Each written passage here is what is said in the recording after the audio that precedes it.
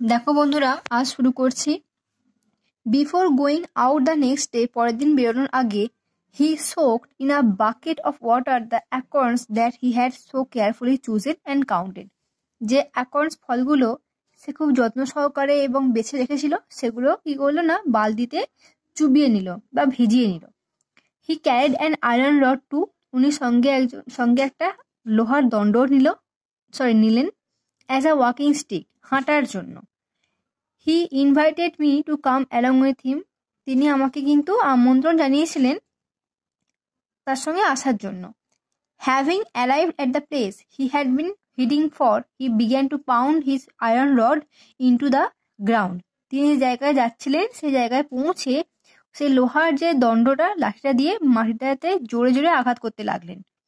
This made a hole in which he placed an acorns, এটা একটা গর্ত তৈরি করেছিল যার মধ্যে তিনি একটা ওক গাছের ফল অ্যাক্রন্স রেখে দিলেন, দিলেন। And covered over the hole again, আবার সেই গর্তটা বন্ধও করে দিলেন। He was planting oak trees, তিনি ওক গাছ লাগাচ্ছিলেন। ইন দিস ওয়ে, এইভাবে, he planted his 100 acorns with great care, খুব যত্ন সহকারে উনি ওনার 100টা অ্যাক্রন কি করলেন, পুঁতে ফেললেন। He told me that for 3 years now he had been planting trees in this solitary way. তিনি আমাকে বলেছিলেন যে এইভাবে তিনি 3 বছর ধরে এই একইভাবে বা স্বতন্ত্রভাবে তিনি গাছ লাগিয়ে যাচ্ছেন। হি হ্যাড প্ল্যান্টেড 100,000, তিনি 1,00,000 গাছ লাগিয়েছেন। Of this 100,000, 20,000 had come up, এই 1,00,000 গাছের মধ্যে 20,000 চারা বেরিয়েছে আর কি। দেখো, সবগুলো লাগালে তো সবগুলো সার্ভাইভ করে না, তো কি হচ্ছে, মাত্র 20,000টা বেঁচেছিল। It was at this moment that I began to wonder about his age, ঠিক সেই সময়তে বা এই মুহূর্তে তার বয়স সম্পর্কে আমি একটু অবাক হতে শুরু করলাম, যে তার বয়সটা কত, এরকম আর কি। হি ওয়াজ ক্লিয়ারলি মোর দ্যান 50, তাকে দেখে মনে হচ্ছিল কি তিনি অবশ্যই 50 বছর বয়সে হবেন। 55 হি টোল্ড মি, তিনি বললেন কি ওনার বয়স 55 বছর। হিজ নেম ওয়াজ এলজার বাউফিয়ের, তার নাম ছিল কি না, Elzeard Bouffier. He had owned a farm in this plains where he live most of his life.